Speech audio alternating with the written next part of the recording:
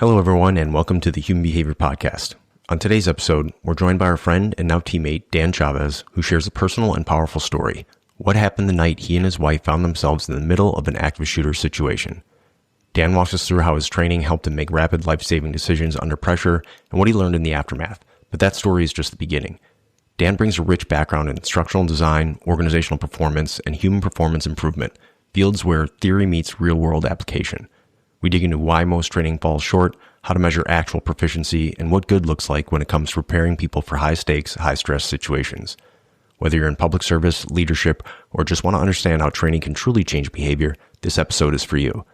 Thank you so much for tuning in. We hope you enjoyed the episode, and don't forget to check out our Patreon channel for additional content and subscriber-only episodes. If you enjoy the podcast, please consider leaving us a review and, more importantly, sharing it with a friend. Thank you for your time, and remember, training changes behavior. All right, we are recording. Hello, everyone. Thanks for tuning in.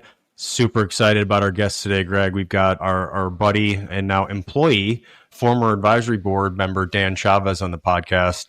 For those of the Patreon subscribers, you probably know him already. We did a little talk with him on there to get his background, but I wanted to bring him on here to have all of our listeners listen to his perspective on things and learn a little bit about what he does for a living, because it's really fascinating. And two, he's part of the team now. He was on our advisory board for a couple of years pretty much, and he would helping us out with stuff like we do with different folks on our advisory board. And then basically he got to the point where, okay, Brian, I'm not doing any more of this work unless you start paying me. So yeah. I just said, Dan, funny how that works. Dan, I was thinking about hiring you. Are you interested in a job here? Yeah. So it took a little bit longer than we wanted to get it to line up, but it finally did. So here we are. The key is to fire Dan before that first paycheck, and then too late. You go what I'm trying to say? Yeah, gosh damn it! Ran to the bank. Ran to the bank. Yeah, that's how I got him back on that second week of calls. Like, Dan's late, and then he's like, "Oh, sorry, right. I was checking to make sure that check actually went through, and it did. So we're good. So, which I respect. So, yeah, right. But that's a little Trust bit. But verify. Yeah, exactly. Especially with this crew. But I want to bring you on, and I'll let you kind of introduce yourself in terms of your background and stuff, Dan, because you do a much better job than I do, and I'll butcher it. And so, why don't you tell our listeners a little bit about you and kind of what you bring to the team? Sure. First, thanks, guys, for everything, for having me on the podcast. I've listened to so many of these episodes, and they're great supplemental material if you've been through the course. They're great standalone, but also really deep diving into some of the big core components that you guys teach. And then it was great being on the advisory board, and is absolutely mission aligned for me from an individual purpose to be supporting, public service, public safety, first responders in their roles, and to have some type of impact in what they do on the day-to-day. So background wise, on that, Dan, too, before you jump into your background, just like that's profound. This must be really magical for you to listen to this podcast and then to hope one day I could be a guest on the Human Behavior Podcast. Who doesn't say that, though, Marin? Your dream has come true. Exactly. Who doesn't want to fulfill their destiny by being on this show and our 7 listeners? Exactly. 3 of whom are here right now. Exactly. Right.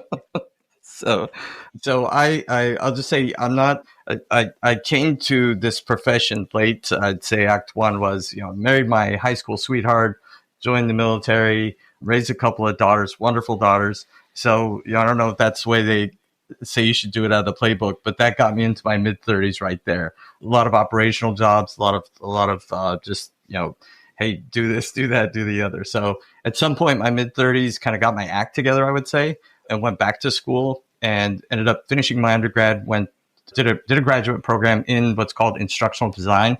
So it's a subfield of education, but it's not K through 12. It's not university. It's really for applied workforce development. So this would be law enforcement, could be emergency services, hospital, and it originated out of military training needs in the 50s and 60s. So it's incredibly applied, and it combines instruction with what we know about how people learn for task-based performance in a role, like being a police officer, like being a firefighter, et cetera, et cetera. So coming out of that program, have been working probably for the last 15 years in the field. And I would say the highlight of my profession, previous to working with you guys, of course, was working at the New York City Department of Correction and running the Correction Academy.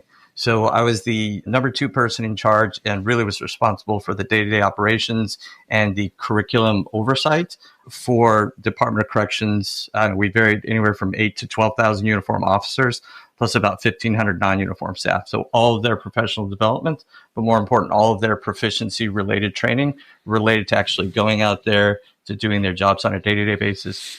In Rikers, on Rikers Island, 8 facilities and incredibly diverse populations of individuals that they have to come in contact with, problem solve, and support on a day-to-day basis. So did that for 3 years. And towards the tail end of that, as you guys know, that's when I found out about Greg's work, your work, Brian. A friend of mine, Jack Caldwell, gave me the book Left of Bang. And in the intro to Left of Bang, you'll see, as you guys know, an acknowledgement to Greg Williams as being the owner, essentially, of the IP for the Left of Bang concept through what he did with Combat Hunter.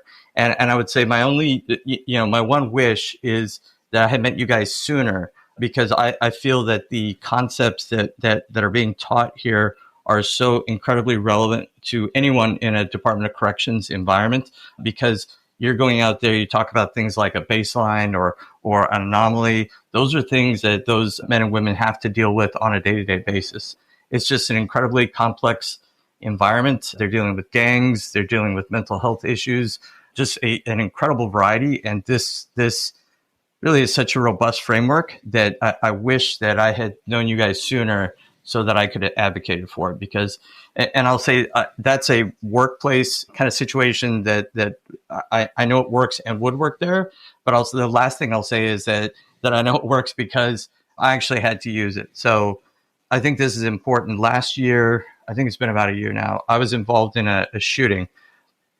My wife and I were. We've been living down here in Southern Jersey for about a year and a half. So one of the things that you guys taught me actually is just kind of like build your baseline, understand what's going on. And I had been doing this. So on a particular day, I'm out with my wife, we're walking around and everything's normal. Streets are good. People, right amount of people. So we go into a bar and we're there probably for about an hour. It's maybe around 9 o'clock.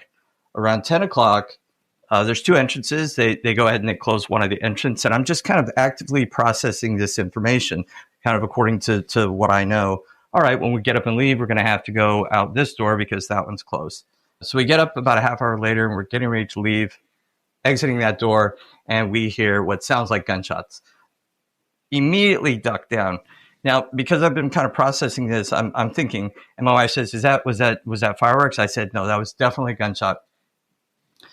We paused for a second. I initially thought, okay, maybe there's a gunfight happening outside. Immediately, probably might have been a second later, this guy bursts through the door. So we're getting ready to leave. He comes in, and the look on his eyes is he's running for his life. Now, what I expected is, thinking the gunfire was going outside, he's just going to duck down and kind of wait it out like the rest of us. He comes running by as fast as he can. So immediately I update, all right, this is not an outside shooting. This guy is being pursued, and there's a high likelihood that somebody's going to burst through the door behind him. That's going to be the gun. Everybody inside scatters. I think what's significant, though, is I know my heart was racing. I was primed to flee, but I immediately thought, I'm running this way, but I'm looking for the kitchen.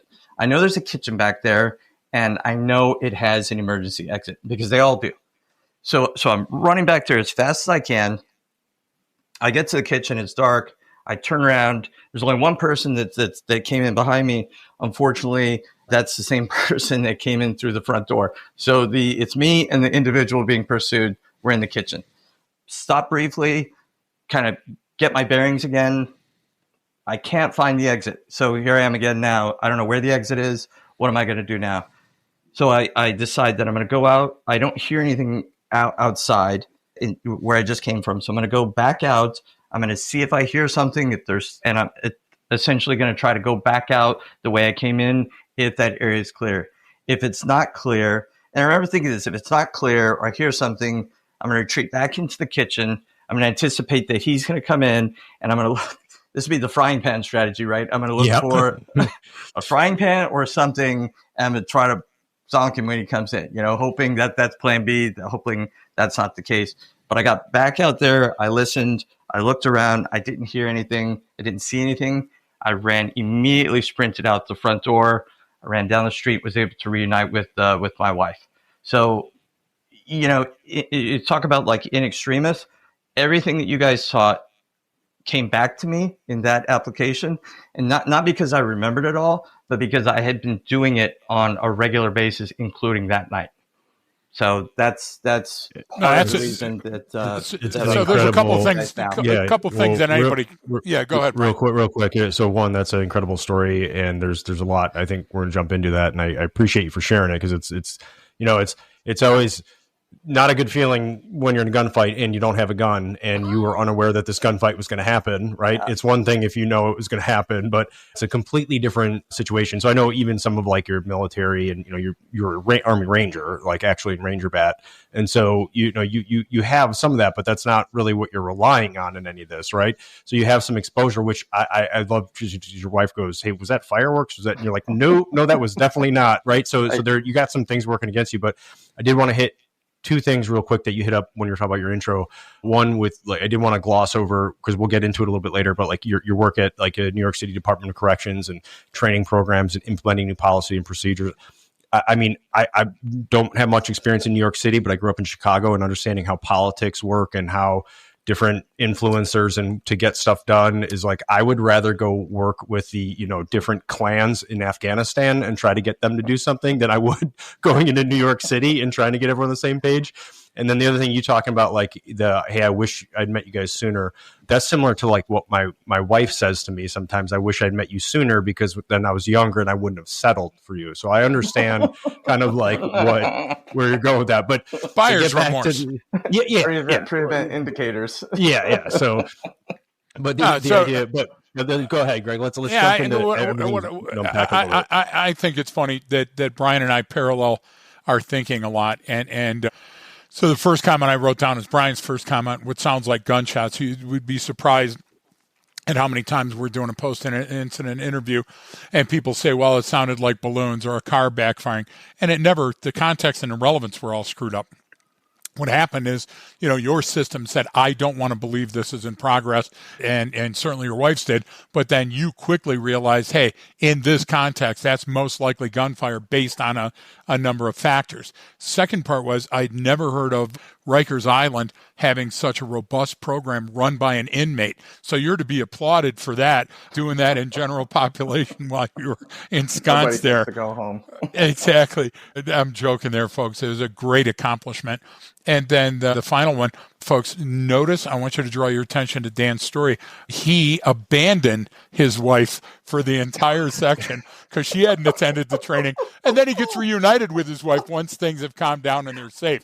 So, Dan, how did that work out for you? How did that conversation go? Oh, my God. I can imagine being a fly on the wall for that one. Thanks, you assholes. Thanks a lot, guys. Yes, exactly. I'm glad your training helped you be more survivable in this instance. Yeah, exactly. She has her side in coming out of this was actually there was a rectangular bar. I ended up going around one side and ended up in the kitchen. She went around the other side, and so did the gunman. So her side of the story is that the gunman is looking for this guy, but he's brandishing his weapon. Like, you look behind you, and that's the person you see. So you're right. That wasn't a pleasant conversation. So go there for just a minute, because here's the problem with the charlatans. Here's the problem with the glad handers that are all over talking about the types of, hey, I once led my wife to the store, so now I'm a leadership consultant. What's going to happen is they're going to look at the story and they're going to say, yeah, it would be nice to believe if it was true. Okay, so were the police called? Was it an actual shooting? What did you find out about the case afterwards that solidified your resolve that this was a no-shit incident that you were involved in real time? Sure. So you can, I can send anyone the articles if they want one. They've got pictures outside of afterwards, and that people nearby took pictures, and me and my wife are in the pictures outside. But yeah, they did come, they cordoned it off. The police came, they were searching, they actually found the weapon, they found the assailant, and that case is proceeding through the judicial system. And was somebody injured during this shooting? No, there were shots fired. Oh, I'm sorry, I apologize. Yes, big one, actually. So one of the reasons that they had locked the other door was because they were getting ready to charge cover. And so there was a single standing line So as we attempted to exit, there's a young lady standing immediately on the outside of the sidewalk. She was shot in the head. Okay. Yeah, so I didn't mean to. So, and the reason I brought that up, Dan, is I'm familiar with the case, and the idea was that you only glossed over that because, again, you went down and in. Okay, the up and out was all the things that were happening externally, and the idea was that your focus led you to safety, and your wife instead latched on like a lamprey to the shooter and followed the shooter around until they abandoned the gun and went with the gun. I'm not saying it was a bad, not a bad strategy sometimes. Exactly. You know, now in the longer term of evolution, you get what I'm trying to say. I don't have to outrun the bear, right? Right there. I don't want your wife hating me, right? But right there right there. If I'm stuck in that situation, I want to pick a side. I mean, whose side are you picking right there? And if I'm running alongside the gunman, I'd say you're misunderstood. You get what I'm trying to say? So, that guy deserved it. I'm telling you. I'm just saying. Yeah. The most surreal moment is when I turn around in the kitchen. I recognize that the guy in there with me is the one being pursued. He sees me. We make eye contact, and he says, "We got to get out of here." Yeah, exactly. The understatement of the year. Yeah, I love how he's already trying to co-opt other people. Oh, we're in this together. It's like, dude, I don't know you. That guy ain't looking for me, bro. Yeah. So you're going up on the stage to speak. You got the audience that's ready. It's the luncheon for the journalist, all that other thing, and you notice you got toilet paper hanging from your shoe. Well, that's exactly the same feeling you get when you check your sticks in the kitchen and you find out that the guy's fleeing from the gunman is latched to you. Think of the luck. Think of the gravity, the inertia that had to occur, that both you and your wife were just out for a drink and all of these situations happen. And see, the problem sometimes, Dan, is that when we teach military and when we teach police and those folks are used to getting in a scrum, you had zero expectation of scrum when you went out. You were going to a bar. It was a local bar. You were going to have some dinner. And you know what? The shit happened around you and therefore involved you. And Brian and I try to tell that to a lot of people, whether you're a teacher or whether you're a student or whether you're HR or anything else. These are the incidents that you're really training for. The jack in the box that's completely unexpected. So when you gave yourself a report card, because you're an intellectual and an academic, when you gave yourself a report card, what did you like? What didn't you like? Well, I'll say, and so I say, just to be accurate, I don't consider myself an academic per se, but I consider myself somebody that's interested in the body of research that's out there and how it can be applied as a practitioner. So that's my perspective. What I would say is I definitely afterwards see that the proverbial walls were closing in on me. I did not remain completely prefrontal cortex. Oh, that's this. And in fact, I could feel in a sense that, your limbic system saying like, all right, buddy, I got it. This is my time. I'm saying like, just hold on. I can handle this. So what I liked was that I managed to stay, even though probably my world or the focus came in, that I managed to stay processing it from a prefrontal standpoint. That's a big thing. Now, where did I go wrong, or what? I completely lost visibility and awareness of my wife. Absolutely, and we talked about that. So I don't know where that came from, or maybe you guys can help explain. But that's the biggest one, right? There was still a part of me that fled, only thinking about my survival, let's say. And I would have loved to have grabbed her and said, "Hey, come with me. We're going this way." So that's the part where I say, I think it's interesting because I think you have the myth of the prefrontal cortex. And Dan, I'm never going to second guess you. I wasn't there. But the idea is that you thought that you were still in control and making decisions. And I would tell you that's what you reflected upon. I would say in the moment, your limbic was in full operation. And then when you had the gift of time and distance afterwards and you reviewed it in your head, you said, oh, here's where I made a choice. I think part of the proof I would offer for that is the fact that you did, in fact, abandon your wife. Let's not play this episode forever. But the idea is there, when we think about this, who's the most important person in our universe? We are. It's not our baby. It's not our wife. It's not our dog. Everybody loves to think that. But again, those are points of reflection. In the moment, the idea is that your survival system is geared towards you.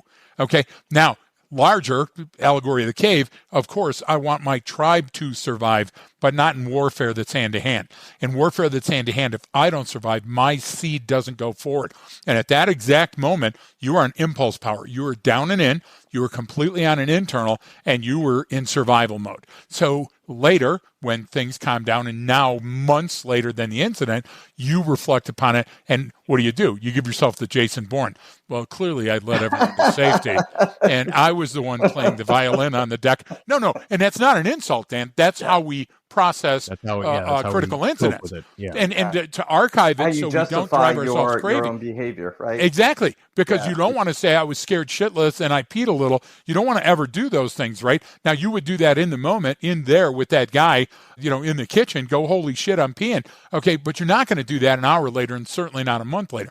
So that's your reconciliation and that's your healing coming through. But the idea is you did exactly what you were programmed to do, and the additional training that you received from the U.S. Army and from the Ranger Bat and from, your time on Rikers and all those other things, they helped inform your limbic. So when you went full on limbic, those experiences came to the forefront. Options. Exactly. Yeah. Instead of one, you had three. So totally agree.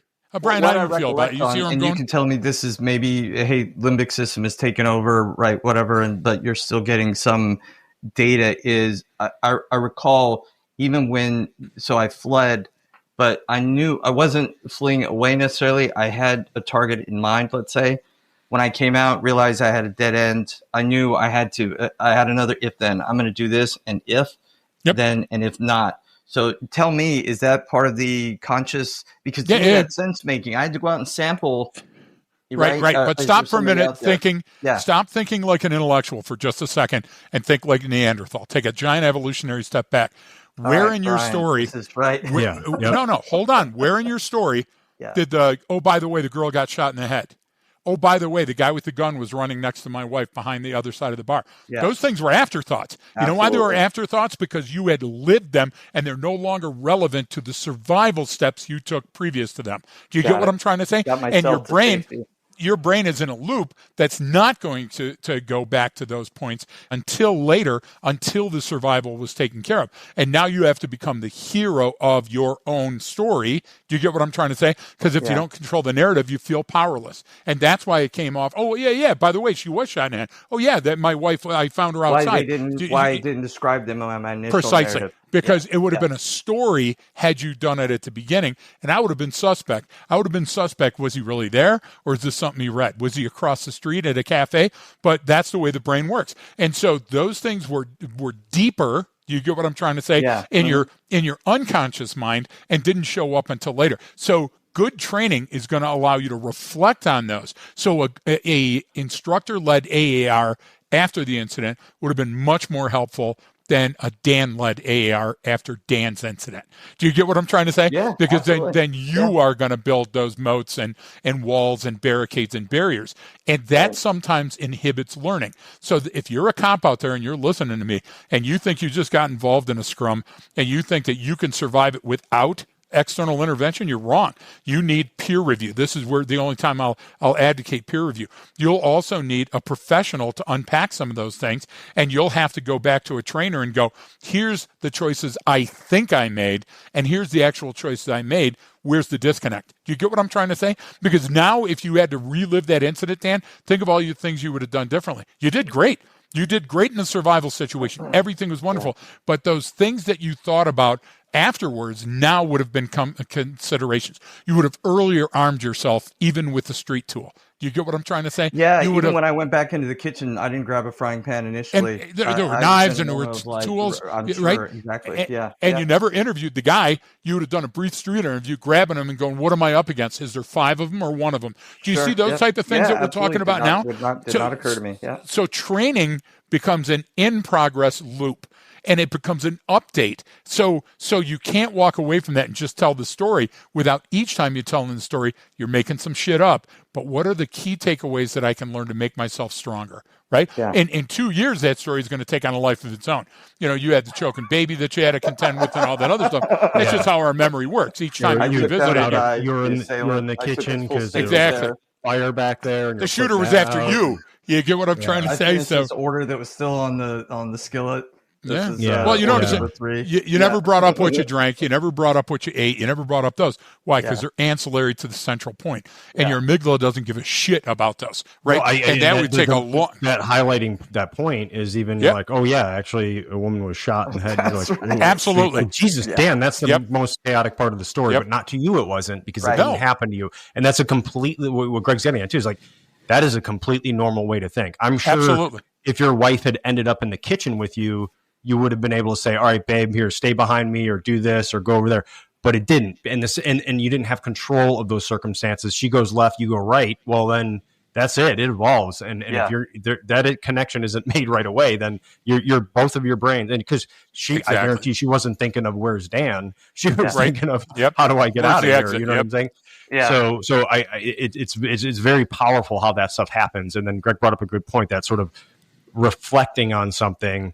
It's tough reflecting as yourself, because everything's going to come through, it's my internal baseline and how I want to see myself. Yeah. And part of that isn't, people think like, one, being an eyewitness, giving an eyewitness testimony is you're never going to be very accurate, even when you're trying really hard. Right. And so people then, your story changes so you can cope with it. Your brain's doing that for you. You're not trying to embellish or negate something wrong that you did. You're just, your brain's going, let's remember it this way, because that's an easier way to process it. And then depending on what happens, if like you that could corrupt you even more. Oh my God, I didn't do enough, and now I have PTS from it because I have some sort of survivor's guilt. I mean, that's how that stuff kind of starts to take place, and you don't really have a say in it in the moment, but you kind of do as a reflection point. And so that's like, Greg, your point of that an AAR led by someone. This is almost why, like, a police officer asking you questions about it. Okay, well, then let's walk through. Then where did you go next?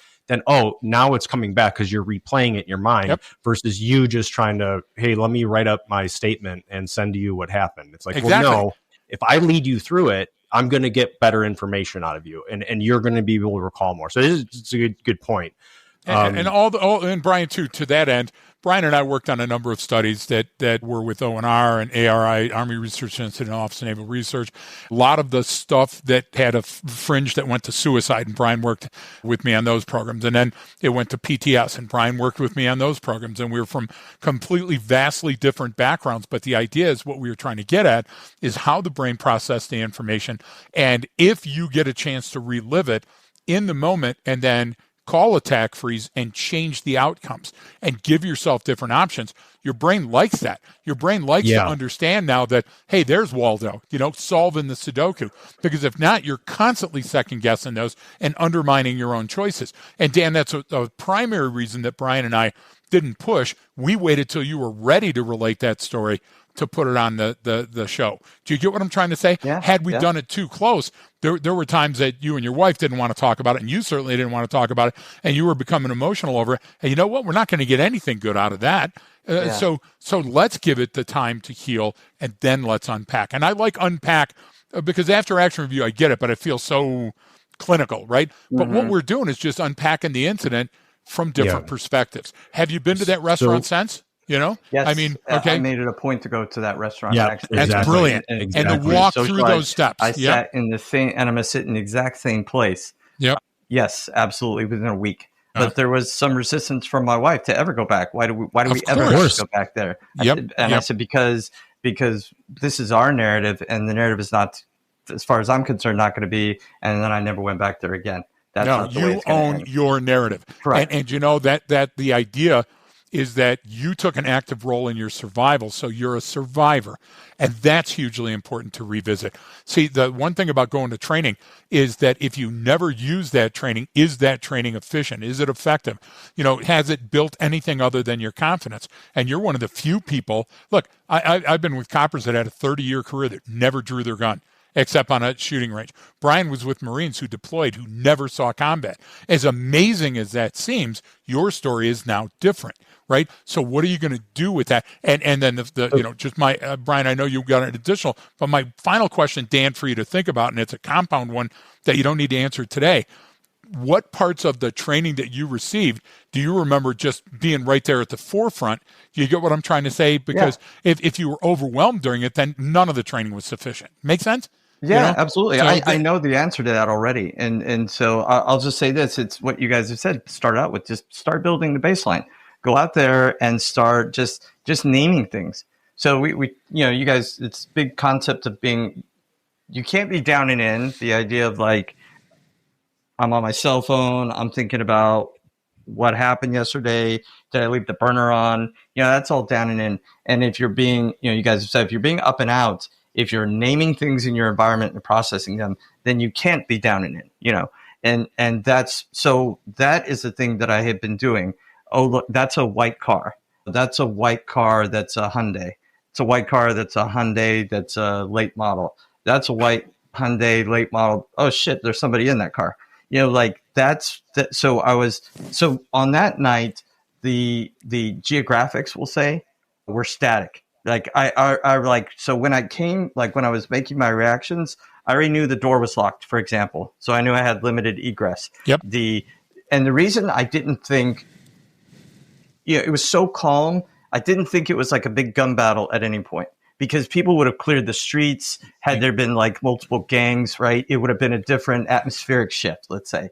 So that's what I was going to say. That like there wasn't like gunfire back and forth. There weren't people screaming everywhere. There wasn't loud other commotion. It was like almost these single static thing that like each thing kind of sound running this almost linear. So like there is a little bit of time in there. So you didn't get that overwhelming feeling. So that it didn't feel like there was some, oh, this is it. Like I'm done here. Right. It wasn't like an external stampede, right? You say, holy shit.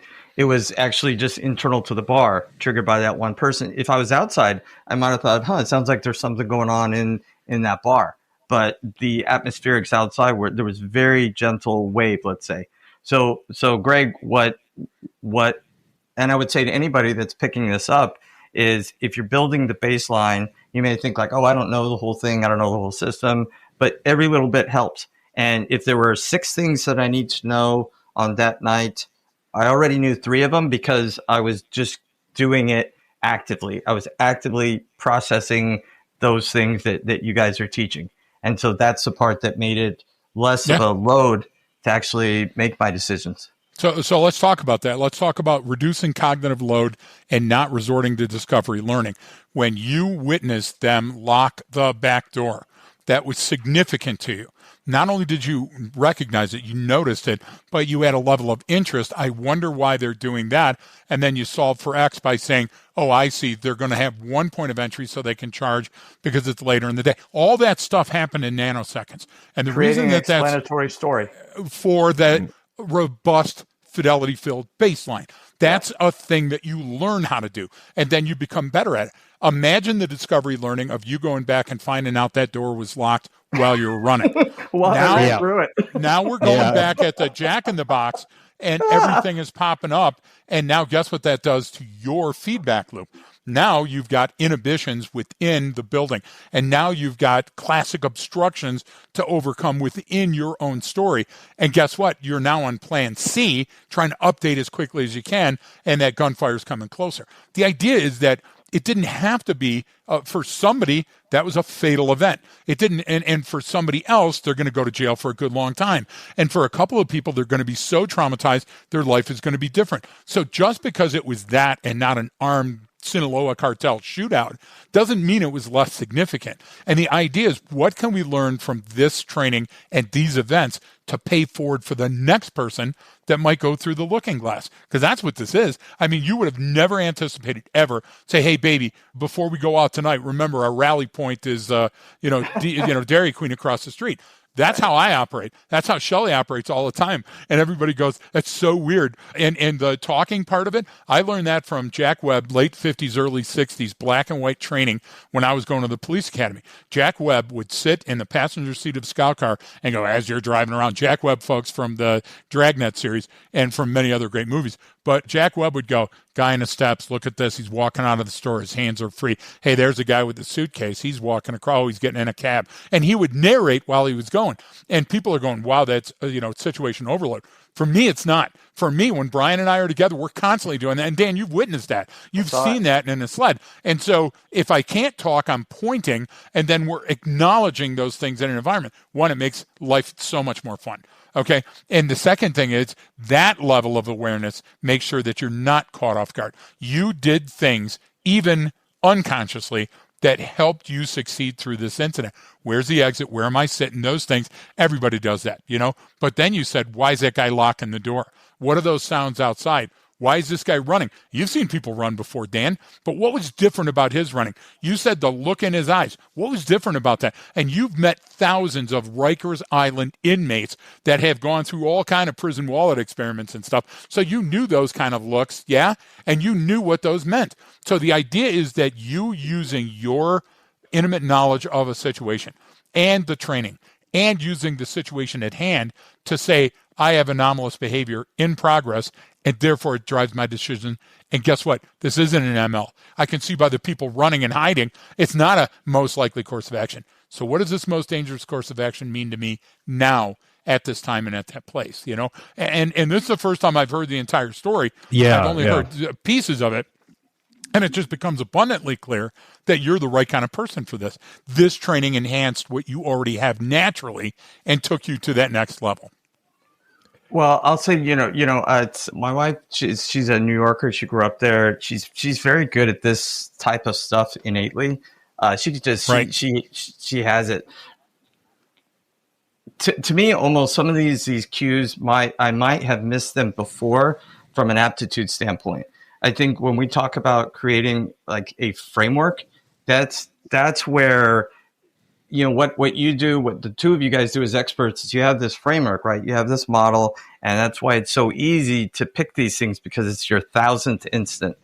But even having a framework to slot this in and be able to start practicing, it gives coherence. I would say it gives language to something that doesn't have a name initially, right? So it's almost like when we learn emotions, we say, we eventually learn like, I'm angry, I'm sad, right? We associate labels to our internal states. And when I think about this, that's what it is. It's given me language to process and label internal states. It allows me, in a sense, to communicate with myself, right? And then say, that's this, that's normal, or that's typical, that's not typical. I pay attention to this. So I'm a very process-driven person. And for anyone else it's like it gives you the template to just start plugging in and practicing. And, I'll see somebody get out of the car. Oh, she's out. She has flip-flops on and she's got her keys in her hand. So where's my explanatory story? I think that she's going to potentially a coffee shop within a block and she's planning on coming right back because otherwise, why would she keep her keys in her hand? And I look at her shoes. I say, those certainly aren't walking shoes. And so and so that's just it. So, but it's an entire framework that anyone, including a person like me, who's not a public safety individual, right? I'm not out there on the front lines doing that work, but it shows that it's applicable because it's human behavior. We're all the same in these predictable ways. And you just got to spend enough time to practice recognizing it after you've been taught. Yeah. This is. Did you have anything? Because I very, very briefly on Dan's comment, Brian. Listen, Dan. One of the things I got in huge arguments with ONR and ARI and all the other think tanks.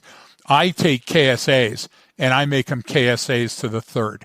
So it's knowledge, skills, and attitudes, aptitudes, and abilities. And most say knowledge, skills, and abilities. Yeah, I get that. But the idea is your attitude is a survival mechanism. Okay? Your aptitude and attitude combine to reinforce your abilities and either help you or become that anchor to draw you back. And so when you train the whole brain, you train the whole person. Anger and fear and love are so closely linked that your brain can't tell the difference. Your brain understands that there's a electrochemical neurotransmitter that's saying, now, go, look, watch. And that's why we're drawn to watching people fighting or watching people fornicating. There's a cultural imperative. There's a survival mechanism triggered in our brain that goes way back to the earliest days. And so training has to understand that, because if not, you're just flipping tires and climbing the rope. You're just putting rounds down range. And that's not enough. It may feel like enough, but that goes back to the argument, well, 10,000 reps, and that's all horse shit. 10,000 reps, 10,000 steps, all these are things that people make up to make themselves feel better. But you got to go back. You got to take a giant evolutionary step backwards and see for yourself what works and what doesn't. Right. And that's priceless. That really is. Sorry, Brian. Yeah, no, I appreciate you sharing the story and kind of being able to break it down that way. And, yes. And like Greg was saying, this is the first time I heard it all, but I did want to get to kind of some of the other stuff you talked about in your intro and kind of what you're doing with us. So, we brought on Dan as the vice president of training, innovation, and performance, right? So you have this background in instructional design and human performance technology. And, typically in my experiences with folks like that in the past, it's very sort of before knowing about what you did, I always had this, because I went and got my master's in applied psychology because I wanted to get that academic, side of it. I wanted to see what they were doing with the private sector and how they were talking about it. And most of what I learned, I was like, okay, like this is well-intentioned and this is bullshit, or it's not going to work, or like, this isn't training and this is all theoretical based. And you're saying it's almost like I have a problem with like when they're going, oh, well, we gotta, you need better mental health and that'll help out. It's like, well, okay, like, yes, I'm all for everyone getting better mental health and how we talk about it. Absolutely. But what the fuck does that have to do with the mission of your organization, what you do? It doesn't. Like, you know what I'm saying? It's like maybe some of the mental health reasons is because you have shitty leadership and they're, they're not being, managed and led correctly. And so people aren't feeling incentivized and they're down on their job because of all these issues over here, not because there's something wrong with their fucking mental health. You know what I'm saying?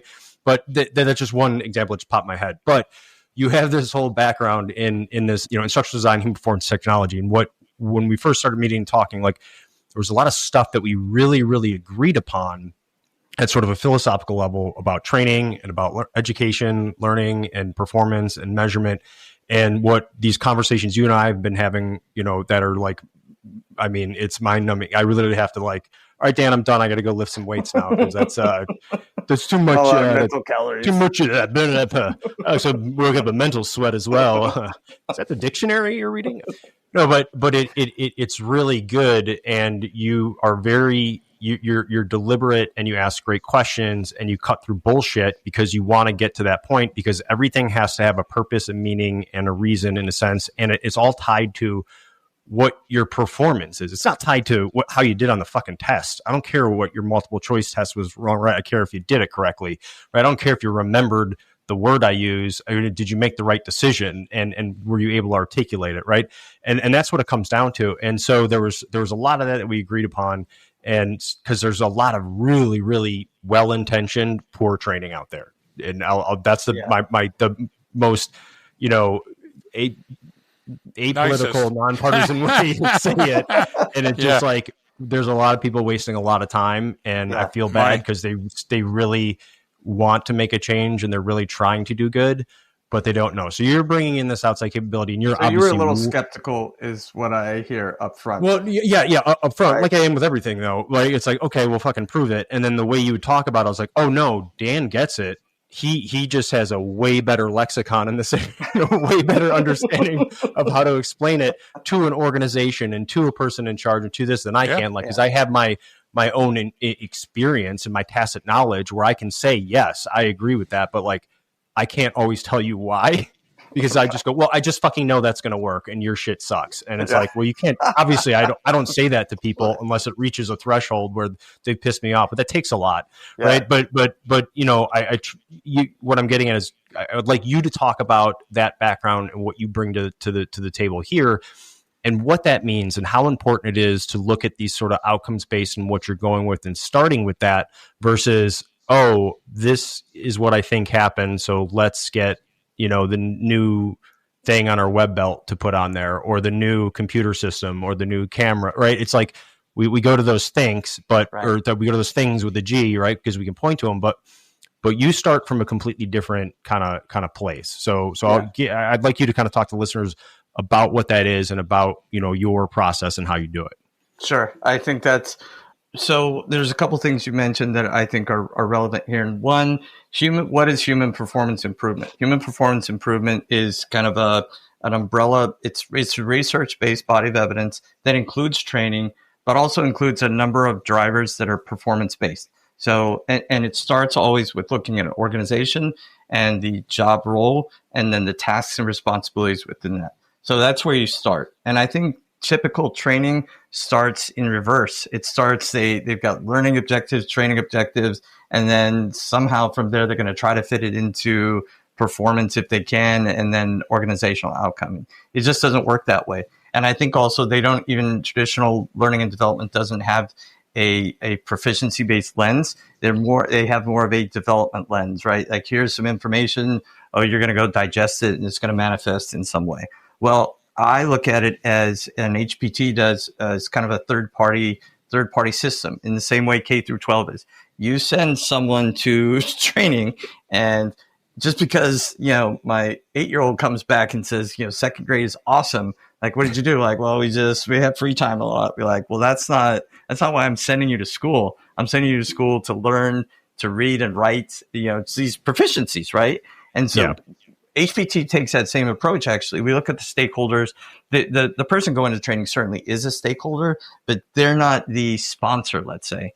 So our whole perspective is from an organizational perspective. What is this person's job? What are they supposed to be performing? And what does good look like? Because then you can start looking at, well, how are you measuring that? And in a public safety standpoint, they'll say, oh, I wish our police reports were better. These suck. I don't know what this even means. Or our satisfaction scores with our customers, with our, the community, we'd like them to be higher. We'd like to have less use of force, et cetera, et cetera. So once you start having organizational conversations, they can point to metrics that will inform their performance. And those things lead then, okay, from there, how does that involve the role? How does that involve the task? How does that, and then the skill and the proficiency level. One of the things that you all offer is an expert-based model. So it's something that we can look at that's robust in the sense that you can say, okay, for somebody that's new to the field or new to the skill, what does good look like? And then somebody that's 2 years or 4 years in, and it scales from there. And we have the ability to adapt our instructional processes. So big picture, that's what we're trying to do. We're using learning as the tool or the medium, but it's not the end. The end is the performance. And we start there. And I think that's fundamentally something that's mirrored in the training. And you all use whether you realize it or not, it's a scientific approach, right? It's, if this were true, then I should have this to be able to, stack it up as evidence. And that's exactly what we're doing. We're coming up with those metrics in advance, having the conversation about desired results at the organizational performance level, and then saying, okay, did we move the needle or not? And that is just, you can't get there using a traditional instructional or learning and development approach. So that's how I see kind of one of our differentiators, and why we can say we're an enterprise level solution in the same way that getting a new system of cars or getting a new computer system, we are a human resource enterprise capability. So one argument I would make for all the street trogs like me out there, what Dan just said is show us your work. What he just said is that we show our work, and it doesn't matter what the answer or the outcome is. It matters the process that you got there, because then you'll make better decisions and your answers will become better because you'll have that gift of time and distance. I love the way you put it. The only argument I would make, Dan, when you said what does good look like in Greg speak, I would say what does good enough look like would be fair, or what does right look like. Because the expert model has to set conditions, right? Because task condition standards, I get it. Yeah, you're showing me your process. That doesn't guarantee outcomes. That guarantees that the process will be followed, right?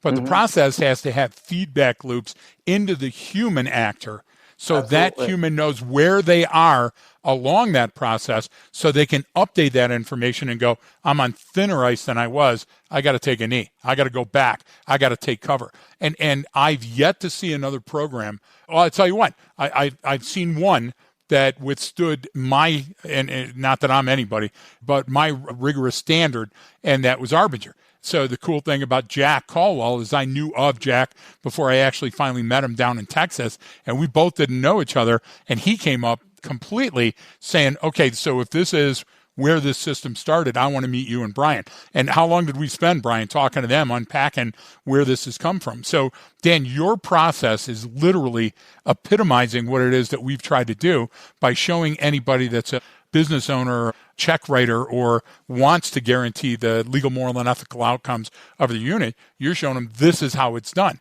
And it just happens to be that our system follows that, and the parts of our system that didn't, you're going through and updating now to ensure compatibility. Is that a fair assessment? Absolutely. And one thing I would add to that is that fundamentally we're a criterion referenced organization, right? So we have evidence, and traditional training is going to send you to training for an hour or 2 hours or 4 hours. And that's part of our challenge too, helping organizations on behalf of the practitioner, that public safety officer that's in there, that him or her getting better at a particular skill is not a function of time. It's a function of proficiency to that level of standard you're talking about, Greg. And we can, because we can show our math, we can advocate for the not longer, maybe sometimes it's shorter. You don't need 2 days for this. You only need a day, but it's because you need to spend this much time on this. They need to have an opportunity to process it, make sure that they're understanding it, and then get some level of practice proficiency before they go out the door. So it can't just be it can't be just the certificate mill where you say you were exposed to this material for 40 hours. Well, that's wonderful. But if there wasn't a rehearsal and a practice and an internal thought process where you got to reflect on the training that you were doing, those are all absolutely essential to adult learning and retention.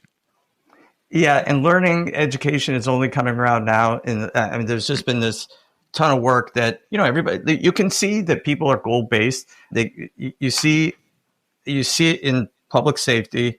Even officers sometimes that come in first will fill up the back rows, right? Yep. So there's a strategy every time there, right? And it's based on their experience. I don't want to get called on. I don't want to be spotlighted. I don't want to be embarrassed, right? So they're coming around to the idea that, these learners are not just like, we can't just shove information down their skulls. We have to account for the fact that they're all thinking people, right? They have agency. And unless we can develop training in a way that shows that they've processed it and are able to show us that it's theirs now, right? Because like you said, you want them to be able, we're teaching people how to think independently. Exactly. In extremis, right? Exactly. And Dan, you were there. Brian, you were there too. Remember coming out of the academy, the first thing your first FTO says, forget every fucking thing that you learned because you're on the street now. And then you got out of FTO and you're on the road with your first senior vet partner. Forget every fucking thing that you learned. Hey, you're not at Paris Island anymore, Marine. You're in the shit. The problem is that those things have to exist together. If they don't exist together, then your knowledge isn't experiential. And yes, there's a difference between training and education, but they have to be in line, because if they're not, then your brain doesn't understand that those goals are aligned, and therefore it's going to jettison what it doesn't think it needs in extremis. And if you do that, you're again with that gosh damn jack in the box. All of a sudden you're at that back door, Dan, and it's locked. And that's a fucking shitty place to be. Yeah, well, that's on my business card, by the way. What you acknowledge is that people have choice, and I've seen it now in the course, Greg, that we have designed opportunities for people to decide, yeah, that makes sense. Actually, I do that. I don't do that. Yes, I'm willing to accept that. So it's almost implicit in the course design that people come in, and regardless of whether what we're training is true or not, they still have to be willing to accept it if it's going to be effective. And I think that's one of the, being an expert in the field yourself, that's something that's implicit in the training. I think it's very powerful. And we see on day 2 and day 3, participants, is one of the things I do is I sit at the tables a lot. And so what you're saying is that I'm part of this process, or I'm partially responsible for the outcome. It's a rhetorical question. And then the follow-up question might be like, well, what makes you say that? But that's a great sign and we're putting in mechanisms that's going to trigger for those that are willing to start having those conversations with themselves. Absolutely. So I think that's critical. Yeah, and your use of true, again, I'm a word guy, so your use of true, whether it's true or not, what that means is in your Hoberman sphere, in your brain, in your experience, whether you've had this happen or whether you understand this knowledge, doesn't matter. It doesn't matter that you're a white belt. What you have to do is understand that other people have had these experiences, and therefore the artifacts and evidence, you can cherry pick those. You can create experiences from them that you can pay forward, and that becomes a truth. The lemon shark attack, I know my truth. So the idea is when you go You're through a survivor. there, exactly. When you go through and you're sitting with them, they're telling you their story. And if their story aligns with the outcomes of the course and they can carry that back with them and use it on the street, what a powerful time expenditure. And what's the money worth? I don't know where people come up with how much they charge, but, we're not charging enough. And when we're in class, it's proved to me every day when those people come up and go, hey, I remember you. I did this. These things happen. And Brian and I get inundated with emails where people say, I'm using this every day. Nothing makes me more proud of the legacy that we've created through the training, because it's not us, it's the training and how far it can take an organization.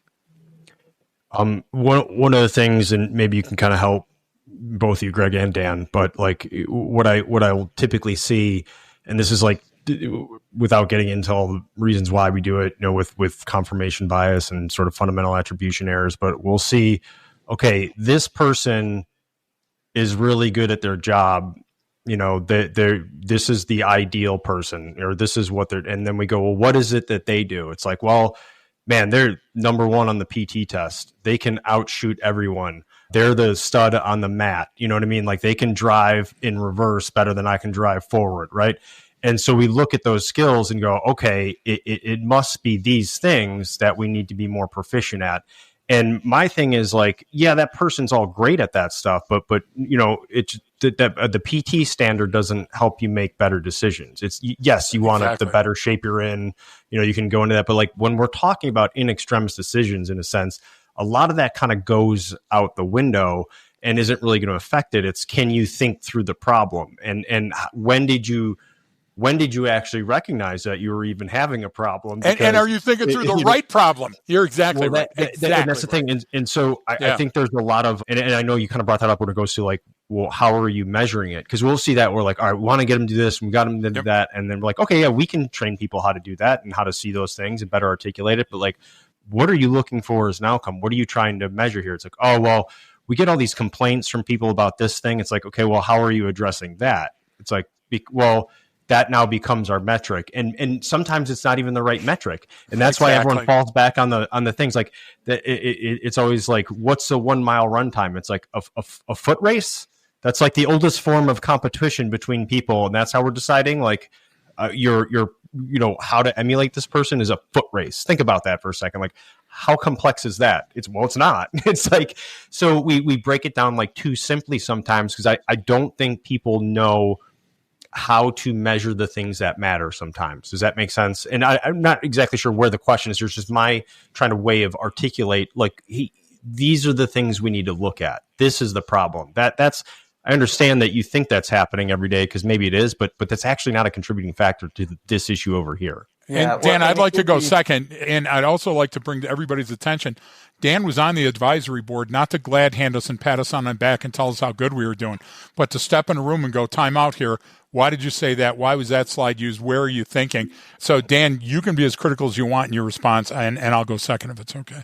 Sure. So one of the things you said, Brian, like the indicators of what's happening, but I think what's really hard for organizations and even individuals is to recognize that what's not happening is also a valid form of measurement. So if it's, and sometimes you got to be creative. It's okay, we had X number of pursuits and we caught the bad guys or whatever. But if you say these two officers had the same number of tickets and there's like 1/10 of the pursuits.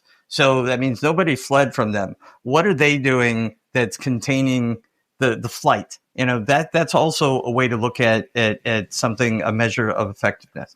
So that's one thing. It's really working with, even with like, okay, Greg, you'll say sometimes like people a lot of times have more time than they think they do. So kind of externalize, getting people to go deeper in their thought process is which then says, oh, we could use this as a measurement. And the flip side of that in training is I'm a big advocate for quote unquote show your work, but I like to do it visually. So I'm a horrible artist, but imagine if you're training on something and you're telling people, describing the key components of a horse, and you say, okay, draw, everybody, it doesn't matter what it looks like, draw the horse. And they draw it, like I draw one with 3 legs. And so when you walk up and you look at the other, oh, that's interesting. That's where's the 4th leg on this, right? But what Brian said to me once is like, I'm just glad that they got 3 out of the 4 legs. What are we talking about here? So those are both valid measurements, but done in a way that's actually everybody can look at objectively. So I think those are a couple of ways that we tackle measurement. So let me go way off the res. I know that's going to surprise both of you to answer the same question that Dan did. And I love the show me your work reference, Dan, because we're right there together on that. So I don't know if it's luxury of dealing with a lot of battalion and brigade commanders in combat zones when they were bringing back body bags. And the number one thing about get thee to training early and often and make sure that these people are trained for the appropriate skills in combat, which a cognitive portion is a huge piece of that, not just shooting and killing and blowing things up and running and jumping. What they would do is they would say, no, you're right, Reem. So this is the guy I'm going to send to training. And I'd say, this guy, you're fucking sending me this guy to training. Yeah. Why? Well, because I can't send this guy. He's my XO. And he's too essential to the mission. And I can't send this guy because he's my greatest company commander, and his guys are racking up the numbers. He can't send that guy because these 2 guys are his best squad leaders, and they're doing. So what you end is you give me the sick, fucking lame, and lazy. Now, they'll still learn something, but what's the impact to your organization when they come back? So the measurement, the longitudinal measurement, has to be what are the outcomes you're seeing on the ground at your agency when you've only had 2 or 3 people that you sent to the training. Were they given enough information to impact how things were done? Were they changing the culture of your organization? And was it for the better? Were the things that you didn't even consider, and all of a sudden you're seeing a difference and you're reading a difference and the community is reacting differently? To me, that's the most important thing. So if you don't spend the money and if you don't send them to training and if you're not sending the right people, then reap the fucking whirlwind. And on top of that, I don't think that's so far off. But when you look at Combat Hunter, what was the imperative for that, Greg? Like when General Mattis says, "Hey, I need a program for this," didn't he have a reason for it? He was trying to. Right, tell me. Two major reasons. One, it was the single most kinetic part of battle, and they were losing the most Marines ever in their first contacts when they were going over. So he was doing a duplicitous effort. He wanted combat. Back then it was Urban Hunter, but Combat Hunter, he said, Greg, I don't want anybody going in and being surprised by what they're seeing, even though they're going to a different country that they've never been to and they don't understand the language. And that was easy. Okay, what you're doing is setting up the conditions to say, I don't want their first contact on the ground to be any worse in combat than it was here in training before they went. And that was exactly the mandate Brian got at the infantry immersive training, is that how can we prepare them? And you know what? People go down different avenues. The smell generator. Hey, let's get legless vets and have them flop around on the ground in the blood, and let's make noises, and explosions. And those are all good things. But you know what? At the end of the day, those are not as much as giving me choices. And if I have choices to slow time down, if I understand that if I give myself a nanosecond here and there, I'll likely come to a better conclusion. If I understand that the artifacts and evidence that are adding up around me will give me a picture of what I can expect at the end of it, those are all wonderful things. And they start with curiosity, and they don't start with intellect, because sometimes we don't get intellectuals. Sometimes they don't hand me somebody that's got a college degree, and that person has to be just as prepared as the person next to him that's a PhD to go through that door. So Absolutely. That Mattis was everybody says wrong, so I've never heard him called Mad Dog, and I'd like you to do that to his face. And then people talk about the warrior monk. Mattis was a thinker, and Mattis was a combatant commander that wanted less body bags coming back. And Mattis would ask, I'm sorry, Mattis would ask all the time, which part of this training would you want your son or daughter to take before they deployed? Was it that one? Was it that training? And you know what? Overwhelmingly, it was always Combat Hunter. It was always ASAT they wanted to go before their deployment. Sorry, Dan. Yeah. No. You made the great point, though, that it was a leadership imperative with an organizational outcome that spurred the training, where knowledge was the intervention, or knowledge is what you needed. You weren't sticking your hand out saying, who wants to come to this training? The senior leadership has said, this is a priority, and we have metrics. We have too many service members dying, and they're dying because of X, Y, and Z, and I want you to train to a performance or criterion outcome.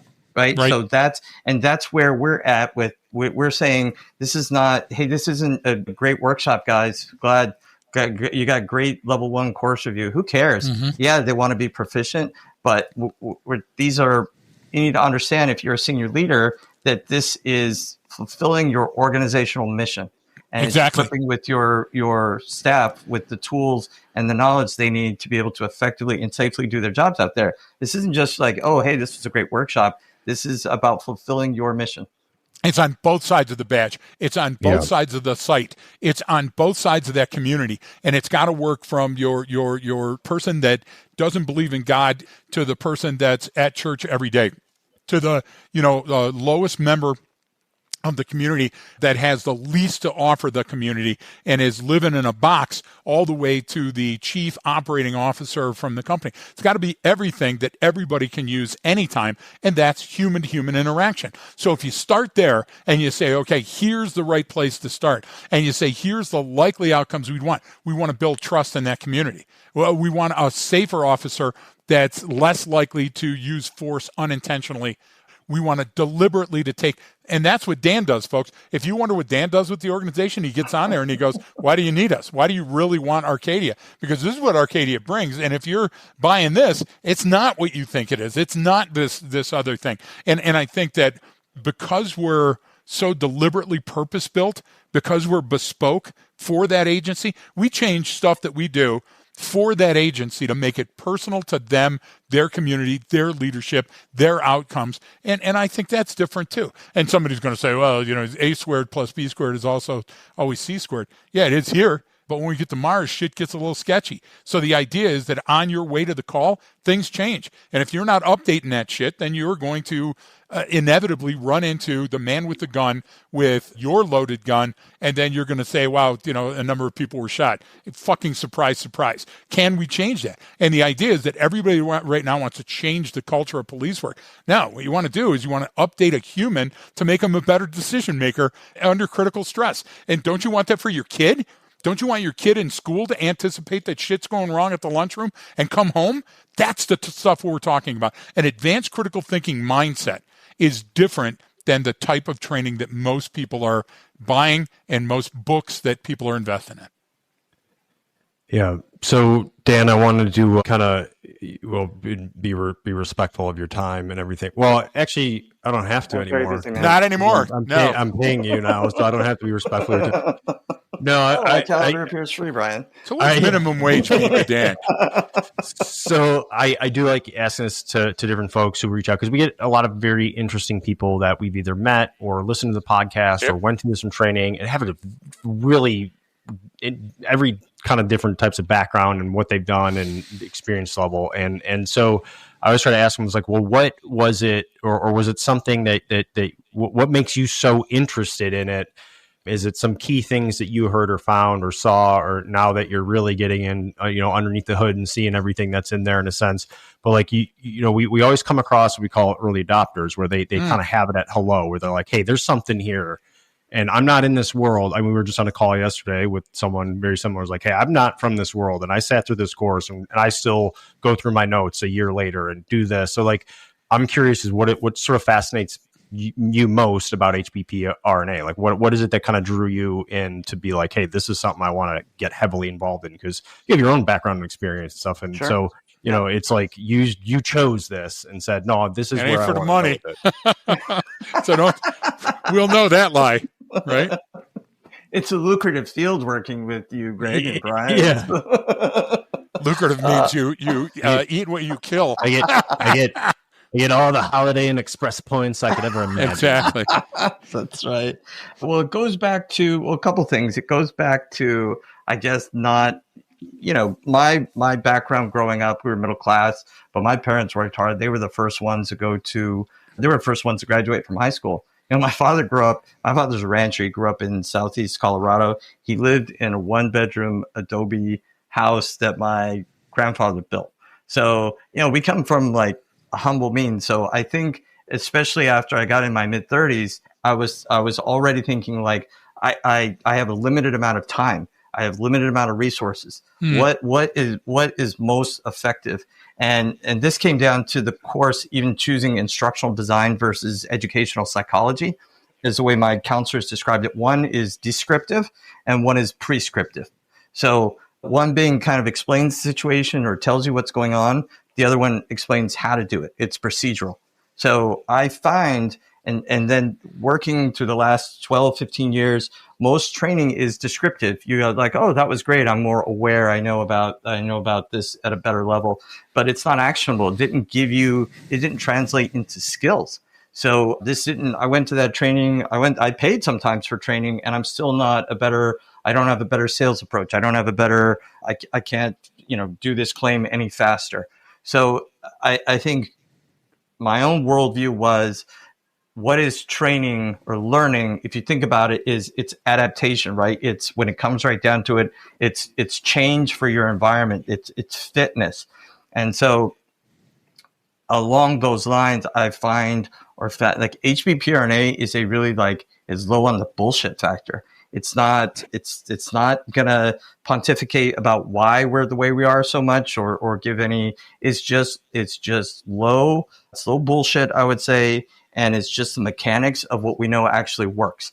And it's put together in a way that is accessible. And we even talk about access in training. It's accessible. Anybody can get to it and start using it really, really fast. And the fact that it's stable and it's built on these principles that we know are true about how humans behave. And again, like there's all these different theories, right? But you guys focus on the autonomic system nobody's arguing about that. So like all of we talk about organizations that are low sophistication, high organization. We're an example of that, in my opinion. We're not, a lot of times people come out of the training, they're like, you know what? I knew most of this stuff already. I never thought about it in this particular way. But now that I've combined it in this way, I'm 10 times more effective, or my confidence level is so much higher now. So to me, I appreciate the fact that you guys have some humility. You're not pretending to be or have created something that didn't somewhere piece exists, but you're saying, hey, here's in this approach, it works. And the more I started digging into it, there was evidence for all of it. And I said, and I'll tell you, and that coupled with kind of my passion or sense of purpose for helping public servants, those combined and say, this can really help people. And it's very performance based, which is my personal, point of view professionally. So these worlds kind of collided. And I just said, I have a real calling in a sense, or desire to support what these guys are doing. So that's why I'm here. I think that was a great answer, Brian. I'm glad we're recording this.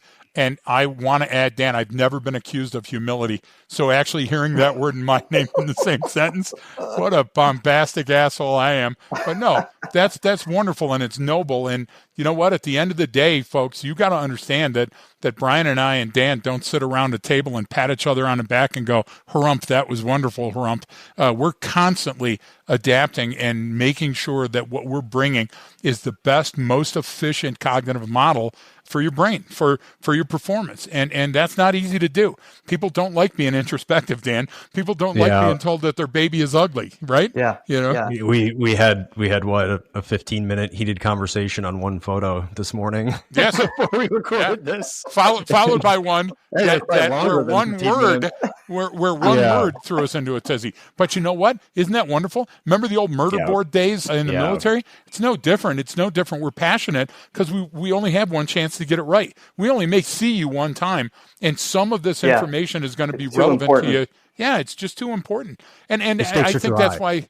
Yeah, what did you say? I can't stay dry.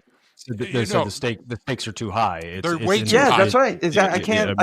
I can't. This is only the second job. When I was younger, I worked as a job placement person for people with special needs, with adults with disabilities. And I thought, here's a population that really can do good work, get a tremendous sense of satisfaction and pride and well-being from working. And I'll tell you, we had probably like 15 people on the rolls. And I went into every grocery store. I was like, you're getting one of ours, you're getting one of ours, you're getting one of ours. Because from my perspective, like, they're too valuable. Like, you can afford it. And this is something that needs to happen. It's purpose driven, and you will be better for it. And it's going to pay you back exponentially. Exactly. Yeah, I'm just into like, it's me again, because you may not realize it, but your staff is going to benefit. You are going to save lives. You are going to reduce friction in your community. You are going to engender trust if or when you start getting exposed to this training. So I'll say it on high and on low. I like, tell me the objection, and I'll give you a reason why. I'll overcome it, because it's too important for you not to be exposed to it.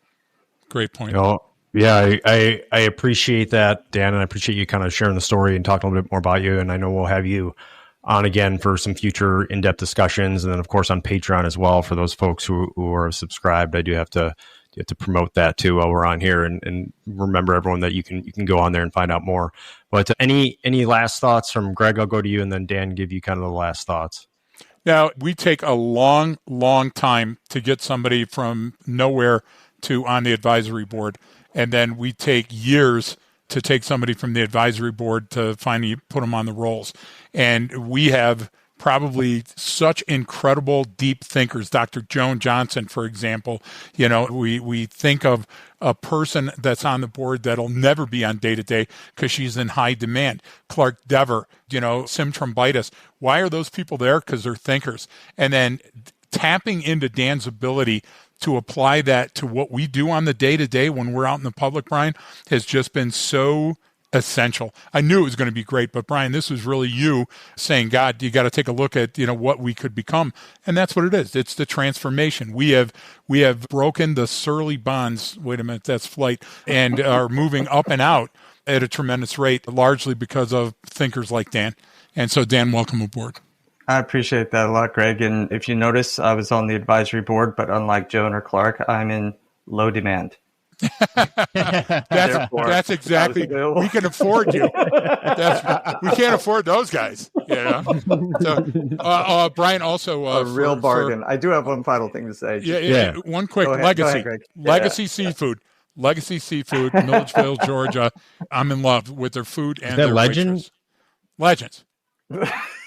But Legacy is good also. Starts with an L. Go to Milledgeville. How many goddamn fish places are there? It's a beautiful place. True. That place is amazing. Their food is amazing. Incredible. And the food, the value, come on. Dan, after you, sorry. Well, I appreciate the accolades, Greg. You know how I feel about you guys and the work. What I am doing also is I would love for anybody that's listening that wants to reach out and give feedback or say, hey, you know what, the course is great. This is what I found particularly impactful. And or, hey, you know what, you guys are missing an opportunity here by not expanding on this more. That we are in listening mode. And I'm kind of the designated person to gather that information and then kind of share it with the team. So I would it's really request that listeners send me an email, send me something, we can get in touch, just informally say, if there were 2 or these 3 things you guys could start focusing on or reemphasizing, this would do it, because in the end, I'm an advocate for you as the practitioners. So that's my final word, Brian. I appreciate that. I'm on Cipro, so I'm impacted right now. So just know that. Couldn't hold that one in. I can't. So close. I can't get that one out. Close. So, oh man. All right. Well, I think on that note, we'll go ahead and wrap up here. Appreciate it, Dan, for coming on and talking to us. We'll have you on again. But thanks everyone for tuning in. And don't forget that training changes behavior.